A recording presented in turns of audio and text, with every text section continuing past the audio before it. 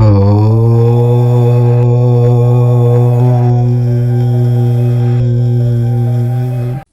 మనం వృశ్చిక రాశి వారి గురించి తెలుసుకుందాము.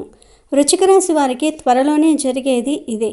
ఆమె మీ ఇంట్లోనే తిరుగుతుంది. ఆమె ఎవరు, ఎందుకు తిరుగుతుంది తెలిస్తే మీ కాళ్ళు చేతులు వణుకు పుడతాయి. ఈ వీడియోని ఒంటరిగా చూడండి. సాక్షాత్తు ఒక దైవశక్తి మీ ఇంట్లో ప్రవేశించబోతుంది. ఆ దైవశక్తికి ఆల్రెడీ మీ మీద కరుణా కటాక్షం అనేది స్టార్ట్ అయ్యింది. ఇంకా మీ ఇంట్లో ప్రవేశం ఒక్కటే ఆగి ఉంది. ఎప్పటి నుంచో మీ మీద ఆ దైవశక్తి అనేది ఏదైతే ఉందో అది తిరుగుతూ ఉంది. ఆ దైవశక్తి ఎప్పుడు మీ దగ్గరకు చేరుదామా అని ఎదురు చూస్తూ ఉంటుంది.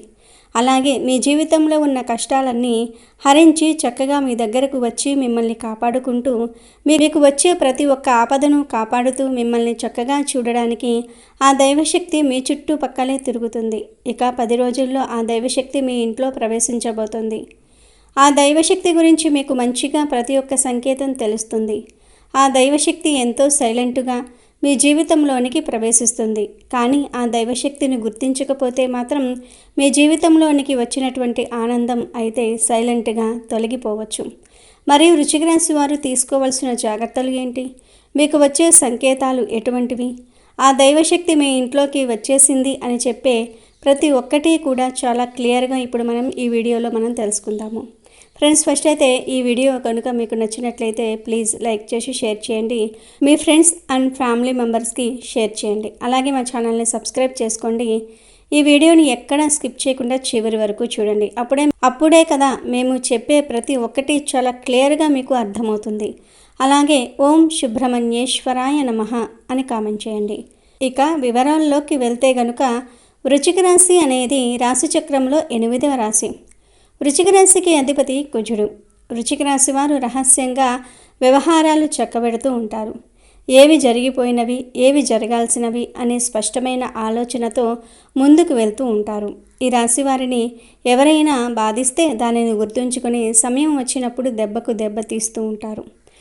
కావున ఈ రాశి వారితో ఎవరైనా తగాదా పెట్టుకోవాలంటే 1-2 సార్లు ఆలోచించుకోవాలి. వృశ్చిక రాశి వారు మంచి ఆకర్షణీయమైనటువంటి రూపాన్ని కలిగి ఉంటారు.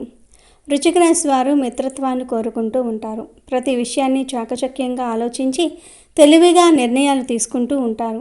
వృశ్చిక రాశి వారు రహస్య స్వభావులు. మనసులో ఉన్నది బయట పెట్టరు. ఇతరుల విషయాలు గోప్యంగానే ఉంచుతూ ఉంటారు. గూఢచర్యానికి, సమాచార సేకరణకు విలక్షణ పద్ధతులు అవలంబిస్తారు. వీరి వద్ద అబద్ధాలు చెప్పటము కష్టం. ఇతరులు చెప్పే విషయాలలో నిజానిజాలు తేలికగా గ్రహిస్తారు. వృశ్చిక రాశి వారికి భూమి, వాహనము, యంత్ర సంబంధిత వృత్తి, వ్యాపారాలు కలిసి వస్తాయి. వృత్తి, ఉద్యోగపరంగా నిజాయితీగా నడవడానికి ఇష్టపడుతూ ఉంటారు. చెప్పుడు మాటలు వినటం వల్ల మీ జీవితంలో ముఖ్యమైన వాటిని నష్టపోతూ ఉంటారు. జరగబోయే సంఘటనలను ముందుగానే గ్రహించటం, ఎదుటివారి మనసులోని ఆలోచనలను సులభంగా పసిగట్టడం వీరి నైజం. వీరి అంతర్దృష్టి దాదాపు ఎల్లప్పుడూ నిజమవుతుంది. ఇది వారిని అనేక ప్రమాదాల నుండి కాపాడుతుంది. జీవితంలో ఎన్ని కష్టాలు, ఆటుపోట్లు ఎదురైనా రెట్టింపు బలంతో నిలబడగలుగుతారు. ఏదైనా ఒక విషయాన్ని సాధించాలని సంకల్పిస్తే దానిని పూర్తి చేసే వరకు విశ్రమించరు. వారి సంకల్ప బలం అసాధారణమైనది. వీరు తమ భావాలను, ఆలోచనలను, వ్యక్తిగత విషయాలను అంత సులభంగా ఎవరితోనూ పంచుకోరు. పైకి ప్రశాంతంగా, గంభీరంగా కనిపించినా వారి లోపల భావోద్వేగాల సముద్రమే ఉంటుంది. ఈ గోప్యత వారిని అర్థం చేసుకోవడాన్ని కష్టతరం చేస్తుంది. కానీ అదే వారికి ఒక రక్షణ కవచంలా పనిచేస్తుంది. ప్రేమ అయినా, ద్వేషమైనా వీరు దానిని తీవ్రంగా అనుభవిస్తారు. తమ వారి పట్ల అమితమైన విశ్వాసంతో, ప్రేమతో ఉంటారు. కానీ తమకు అన్యాయం జరిగిందని లేదా మోసపోయానని భావిస్తే వారిని అంత తేలికగా క్షమించలేరు. వారి సహనానికి హద్దు దాటితే వారిలోని పగ తీర్చుకునే స్వభావం బయటకు వస్తుంది. వీరికి ప్రతి విషయంలోనూ లోతుగా పరిశోధించే అలవాటు ఉంటుంది. తల సమాచారంతో సంతృప్తి చెందరు. అందుకే వీరు గూఢ శాస్త్రాలు, సైన్స్ పరిశోధన, దర్యాప్తు వంటి రంగాల్లో రాణిస్తారు. ఆధ్యాత్మిక తత్వశాస్త్రం పట్ల కూడా వీరికి సహజమైన ఆసక్తి ఉంటుంది. అయితే ఈ వృశ్చిక రాశి వారికి రాబోయే 10 రోజుల్లో ఎంతో మంచి అనేది జరుగుతుంది.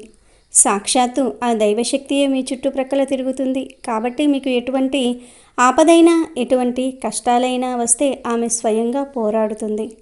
ఇప్పటిదాకా మీరు పడిన కష్టాలు చాలు, ఇక మీకు ఉన్న కష్టాలు అన్నిటినీ చెక్ పెట్టేస్తుంది ఆ దైవశక్తి. అయితే ఆ దైవశక్తి మీ ఇంట్లో ఎలా ప్రవేశిస్తుంది, అసలు ప్రవేశించిందా లేదా అనే విషయం గురించి ఇప్పుడు మనం తెలుసుకుందాము. ఆ దేవత మీ ఇంటికి వచ్చే ముందు కొన్ని సంకేతాలను పంపిస్తుంది. మొదటి సంకేతం ఏమిటి అంటే మీ మనసు ఒక్కసారిగా ఆధ్యాత్మికం వైపు మల్లుతుంది. అంటే మీ మనసు మైండ్ రెండూ కూడా దేవుడి వైపే ఎక్కువ శాతం ఉంటాయి. మీకు ఎక్కువ గుడికి వెళ్ళడానికి, పూజలు చేయడానికి, అలాగే దేవుడి దగ్గర ఉంటే చాలు నాకు ఎంతో ప్రశాంతత కలుగుతుంది అనే భావన మీ మనసులోనికి వస్తూ ఉంటుంది. అలాగే ఇంకొక సంకేతం ఏమిటి అంటే మీకు నిద్రలో మెలకువ రావటం. మీకు నిద్రలో మెలకువ ఎప్పుడైతే వస్తుందో అది కూడా బ్రహ్మ ముహూర్తంలో మీకు ఎక్కువ మెలకువ అనేది వస్తుంది. ఉదయం 3 నుండి 5 గంటలలోపు సమయాన్ని బ్రహ్మ ముహూర్తం అని అంటారు.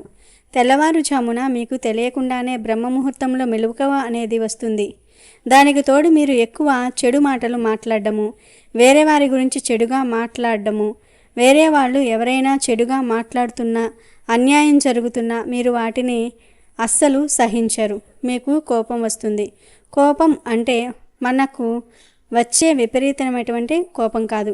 ఎందుకు మనుషులు ఈ విధంగా మాట్లాడుతున్నారు, దీనికి ఇంతగా మాట్లాడవలసిన అవసరం లేదు కదా అనే భావన మీకు తప్పనిసరిగా కలుగుతుంది.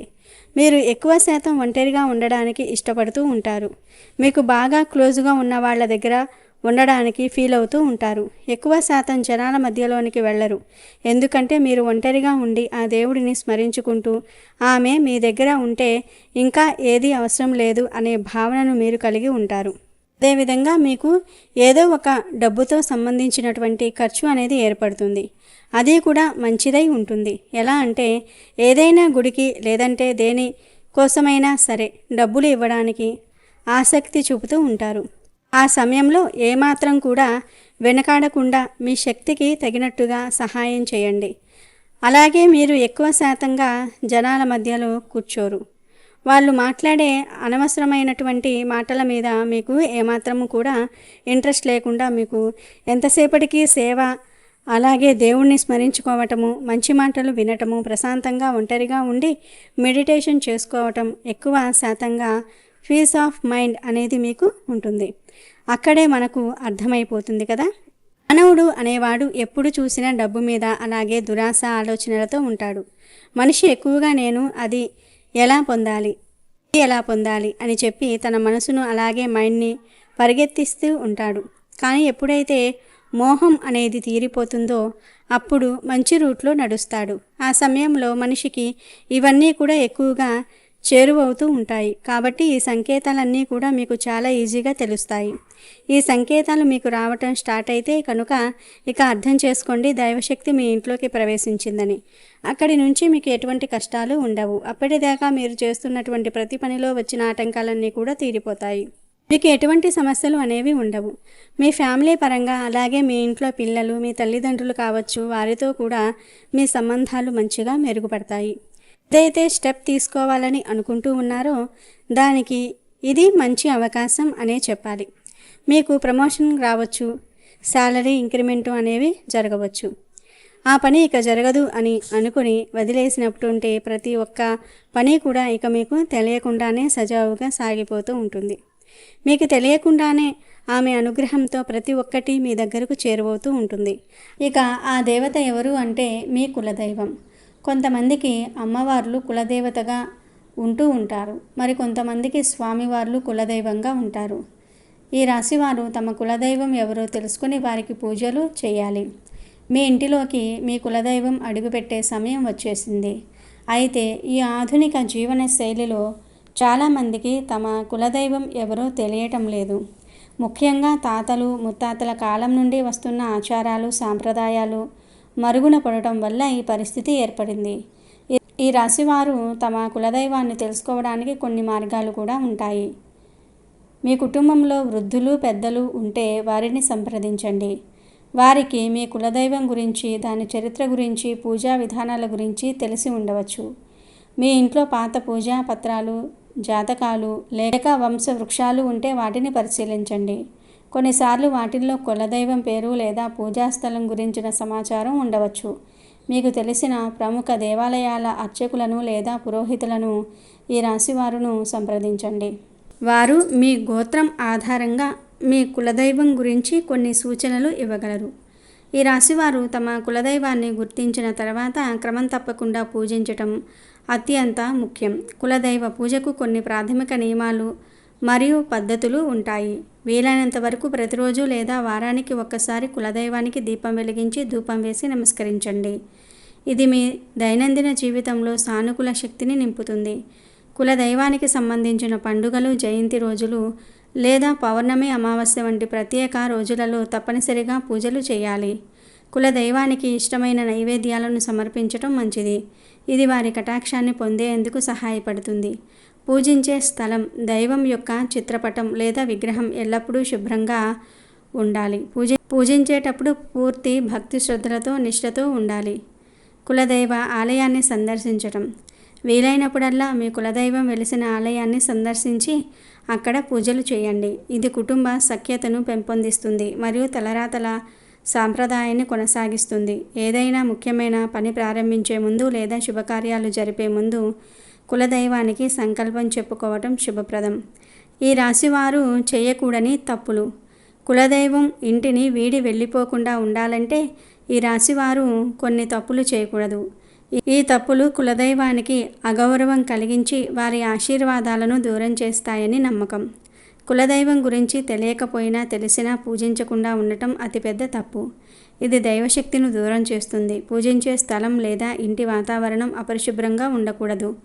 అపవిత్రమైన వస్తువులను వాడకూడదు. కులదైవం గురించి గౌరవంగా మాట్లాడడం లేదా ఇతరులను ఎగతాళి చేయటం చేయకూడదు. పూజ చేసే రోజుల్లో లేదా పూజించే స్థలంలో మాంసాహారం తినటం లేదా మద్యం సేవించటం వంటివి చేయకూడదు.